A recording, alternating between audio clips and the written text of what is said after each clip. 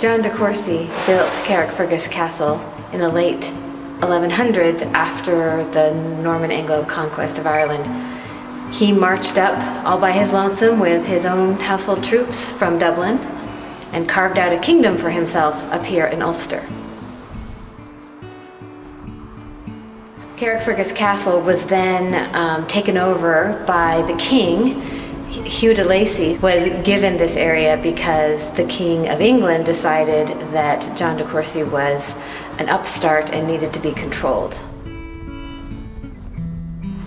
I want to say something about the conquest of Ireland, which I didn't know before I started writing my latest book. And it's basically that there were two main conquests. The first was the Anglo-Norman conquest begun in 1169 by Strongbow, who basically, on his own, he was invited in by Dermot MacMurrough, who was the King of Leinster and had been ousted.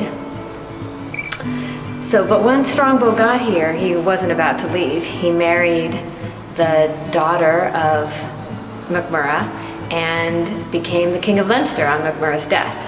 With that conquest, he began to gain more and more power. The center of that conquest from the 1100s was Dublin. Now, the center of the English control of Ireland is Northern Ireland, centered around Belfast, and in fact, Carrick Fergus Castle. This is because that initial conquest, it's not that it faded or the Normans left, but they became assimilated into traditional Irish culture. They began to speak Gaelic, they married in, as the Normans often did.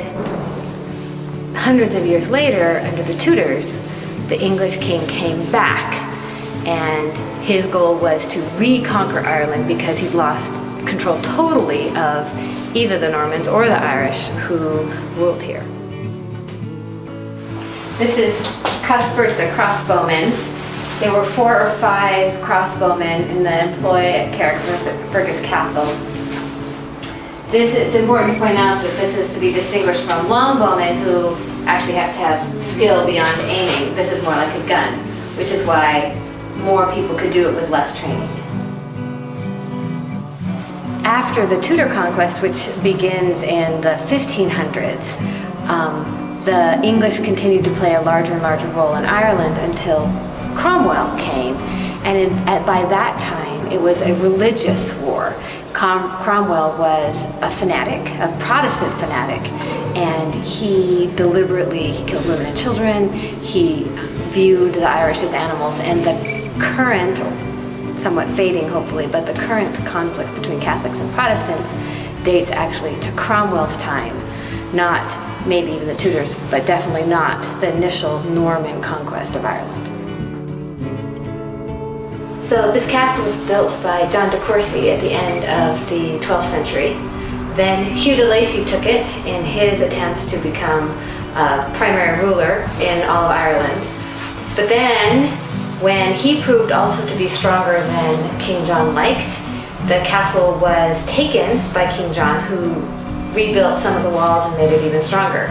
Hugh de Lacy besieged it again, but was unable to take it.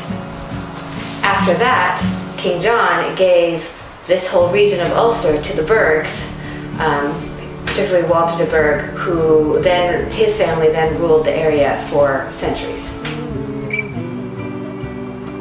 I just wanted to make a brief comment about the Bruce invasion of Ireland in 1315. Robert the Bruce, the King of Scotland, known to my readers as Robbie, married the sister of the Earl of Ulster. However, when Robbie became King of Scotland, he sent his brother to Ireland to become High King here. Edward Bruce was invited in by the O'Neills, who were rivals to the Earls of Ulster. And so the end result was that Robert the Bruce was urging his brother to go to war against his own brother-in-law, the Earl of Ulster.